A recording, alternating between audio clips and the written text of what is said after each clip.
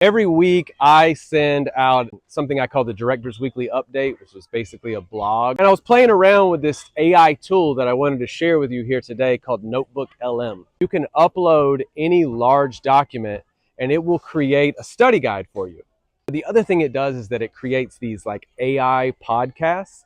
It is AI. Those are not me speaking, but they are talking like in a pretty succinct and clear way about ISLA. So stay tuned. Watch to the end. Thanks. Welcome to the deep dive. Today we're plunging into a really fascinating model of education. We're exploring ISLA Academy. It's an institution celebrating its 10th anniversary, and it has this vision that's profoundly student-centered and, well, in many ways, quite revolutionary. This isn't just about one school. It's really about a philosophy, one that champions individual growth and, importantly, lifelong learning. That's right. And for this deep dive, our source material is, well, pretty unique. We've got an extensive collection of directors' weekly updates from Sean Bennett, ISLA's director. And these aren't just dry administrative notes. They give you this intimate week-by-week look into ISLA's core philosophy, its unique operational models, and its very intentional approach to student success. It's a really rich source of insight into what makes them tick. Exactly. And our mission today is to sort of unearth the core principles that make ISLA a leading model for nurturing these lifelong learners. We want to understand how they empower students for what is, let's face it, an unpredictable future, and hopefully offer some surprising insights and maybe some thought-provoking ideas for your own learning journey. So, yeah, let's unpack this. Okay, so what really anchors ISLA, as you mentioned, is this deep, unwavering commitment to child-centered or student-centered education. How do they actually make sure that philosophy translates into daily practice? That it's not just a buzzword. Yeah, it's absolutely foundational for them. Sean Bennett really emphasizes this. It means they don't just set the entire curriculum in stone before they even meet the students. Instead, the learning experience is dynamically shaped. It responds to each child's individual interests, their strengths, their needs, which is, a stark contrast to the more traditional factory school model, where there's this fixed curriculum dictating pace and content for everyone. At ISLA, they actively adjust their teaching. They meet students where they are, letting them progress at their own pace, free from those rigid age-based expectations. The student isn't just passively receiving information, they're actually kind of a co-creator in their learning. And then something that really jumps out from the updates is ISLA's staff retention rate, nearly 90%. Wow, that's quite rare for international schools, a new record for them apparently. What does a statistic like that truly signify about their whole model? That nearly 90% figure, it isn't just a number. It's, I think, a profound validation of that child-centered philosophy. It tells us that a system that values individual needs creates a stable, committed teaching community. And that, in turn, offers invaluable, consistent support for every child's long-term growth. That continuity, that sense of community, Yeah. it's really core to their success. That focus on development really does shift everything, doesn't it? It makes you consider, how much more comfortable or maybe growth-oriented your own learning might have been or could be now if it were centered around your individual pace and supported by such a consistent, dedicated team. But ISLA's innovation isn't just philosophical. It extends right into its structure, too. They've gotten rid of traditional grade levels. They use phases instead of these broader developmental bands, seems like, and they embrace mixed-age classrooms, which immediately makes you ask, why? Why do that? Well, what's fascinating is how these aren't just philosophical choices. They're incredibly practical ones, too. You see, ISLA serves a really wide age range, 3 to 20, but with relatively small student numbers overall, less than 160 per campus. Plus, they operate in these transient expat communities, meaning high student turnover. So this flexibility with mixed ages and phases, it's crucial. It lets them accommodate every student, maintain decent class sizes even when enrollment fluctuates, and use their staff effectively. More rigid traditional systems, well, they might have to limit enrollment or even cut entire grade levels if the numbers aren't quite right. Okay, that makes a lot of sense operationally. But if you've got students of different ages, different developmental levels, all in the same phase, how does this unified learning journey actually work in practice? They all explore the same units of investigation, right? But obviously, a 3-year-old and a 6-year-old aren't doing the exact same work. Right, and that's important balance they strike between that unity and the individual needs. The source material, the updates, they clarify that while the content and the depth of learning certainly vary depending on the student, the shared process of inquiry is what fosters that unity across the school. And for core subjects reading, writing, math students get individualized or small group instruction. tailored precisely to their developmental level. So it effectively eliminates that whole concept of being ahead or behind based purely on age. Everyone is learning at their optimal pace in a supportive way. That's a really powerful idea. Imagine the comfort, maybe the growth you could experience in your own learning, whether it's personal or professional, if you were always encouraged to learn at your developmental pace, not just some fixed age-based standard.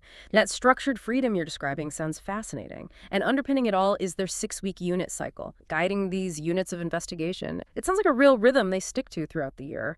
What's the thinking behind that cyclical approach? It absolutely is a rhythm. Each unit is built around a big idea. That's a broad conceptual theme, often linking science and social studies. Then, to break it down and guide deeper exploration, they have 3 essential questions. This framework gives them a cohesive structure, but it's still flexible. So, for example, if the big idea is, say, cooperation, one week might explore cooperation in nature, another might look at it in human societies. It's about building this foundational understanding through different lenses. I'm curious, how does that 6-week cycle actually unfold? Can you walk us through that rhythm week by week? Sure, it's a very deliberate process. It cycles through engagement, diving deep, and then reflection. They kick off with week 1, the hook. This is designed to spark curiosity, assess what kids already know, using engaging activities, making the big idea come alive. Then weeks 2 through 4 are focused on diving into essential questions, exploring different facets of the big idea through various projects, research, that sort of thing. By week 5, it's culmination and presentation. Students wrap up their projects, share them, get peer feedback, refine their work. And the cycle wraps up with week 6. Revise, reflect, and celebrate. This often ends with a presentation day, parents and students showcasing work, followed by reflection, and sometimes even a class field trip or a party to celebrate. That's a fascinating structure. And the scope of those themes is pretty impressive. You mentioned looking ahead to 2025-26. They've got units like community life, light, cultural identity and folklore, even astronomy. That really illustrates the breadth of inquiry they encourage. It really does. Yeah. And this clear cyclical framework, balancing that initial hook with dedicated reflection and celebration, it seems to foster continuous improvement and really build community. It does make you think, doesn't it? How could a balanced rhythm like that enhance your own projects, personal or professional? It definitely would. Yeah. Now let's shift gears a bit and talk about how ISLA measures success, because it sounds like a radical departure from, well, traditional factory school metrics. Things like standardized tests, conventional letter grades, they seem to push back against those. Oh, absolutely. This is where ISLA truly differentiates itself. They've developed what they call the ISLA learner characteristics. There are 10 specific traits that form this holistic assessment system. Things like collaboration, creativity, persistence, integrity, organization, dependability, intelligence, punctuality, productivity, and performance. And crucially, these traits often outweigh or form the main basis for assessment. Traditional academic assignments like essays or unit projects, they're only a small part of a student's overall evaluation. It's a much broader focus, valuing character and effort right alongside academic output. Measuring traits like persistence or creativity, that sounds incredibly beneficial, but also potentially quite complex. What are some of the challenges in assessing these things holistically, and how does ISLA try to ensure consistency or objectivity across different students? That's a really good question, and it's something they seem to address quite actively. Take collaboration, for instance. It's fostered through self-assessments, peer feedback, specific rubrics for group work. They even assign specific roles like facilitator or note-taker within a group. Students are taught to reflect. What does good collaboration actually look like? How did I contribute? For creativity, it's encouraged through open-ended projects, brainstorming, reflection journals, and importantly, it applies to all subjects, not just art class. It's about originality, new perspectives, even if the ideas don't pan out perfectly the first time. Integrity is emphasized through the freedom and responsibility students get, meaning, do they follow through on commitments even without direct supervision? Do they honestly admit when they need help? It builds trust. And persistence involves teaching students to really take ownership of their learning, to proactively solve problems, not give up on challenges, instead of just waiting for instructions or blaming other things. The consistency seems to come from having clear rubrics for each characteristic and this ongoing dialogue between teachers and students about these traits. That sounds incredibly thorough. And there's that fascinating insight from their math program you mentioned, that 11 out of 12 reasons a student might struggle in math at ISLA relate to learning strategies and effort, not some inherent math ability. That really speaks volumes about the importance of these characteristics, doesn't it? It profoundly highlights how much of what we often perceive as just ability is actually about learned behaviors and habits, which is exactly what these characteristics are designed to build. It really makes you pause and consider, which of these traits do you value most in your own life or career? And how might consciously developing them lead to a more, well-rounded and successful you? Okay, so with the student-centered approach, these unique assessment methods, the role of the teacher must also be completely different. It sounds like they're moving away from the sage on the stage model to something more like a guide, maybe a coach, an accountability partner. Precisely. Teachers at ISLA are seen as coaches, accountability partners, strategists, not just deliverers of information. They're empowered and really entrusted to respond to student needs in the moment. Practically, this looks like daily morning meetings for some whole group instruction, setting expectations. But crucially, small group instruction in reading, writing, and math is dynamically tailored. It matches individual developmental levels. Plus, all students follow these 8 universal stages for their big final project. Explore, define, plan, prepare, build, refine, present, reflect. That provides structure, but still allows for really personalized interests, like the student Bennett mentioned who connected all units back to aviation. And there's that great anecdote from the director. An elementary student needed math help. Instead of giving answers, the director guided him, showed him how to use videos, take notes, empowered him to solve the problem himself. The philosophy is genuinely supporting, not solving. Yeah, that anecdote really hits home. It makes you reflect, doesn't it? How could being empowered like that to solve your own problems, drive your own learning from an early age, how could that build the kind of, well, mental toughness, resilience, independence that's so crucial later on for university, for career challenges? You hear about ISLA alumni who thrive, even despite maybe initial anxieties starting university, precisely because they learned how to drive their own learning. Okay, finally, let's talk about ISLA's place in the sort of bigger educational picture. It's highlighted as the largest truly independent school in the Dominican Republic. What does that independence really signify for their model?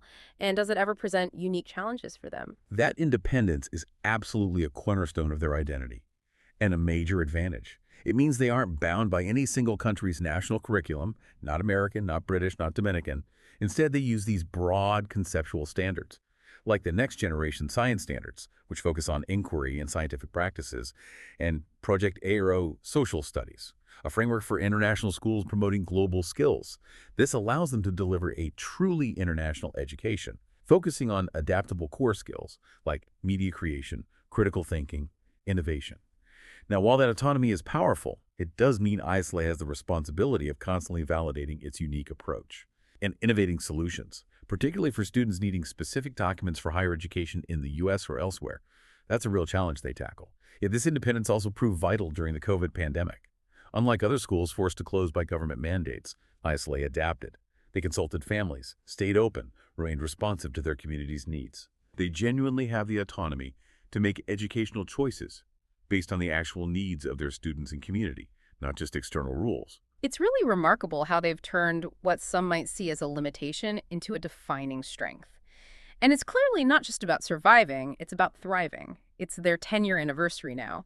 And director Sean Bennett mentioned observing that ISLA's once radical ideas, mixed ages, no textbooks, inquiry projects, well, now they're being adopted by new schools, influencing others. He saw that at a recent ED Summit.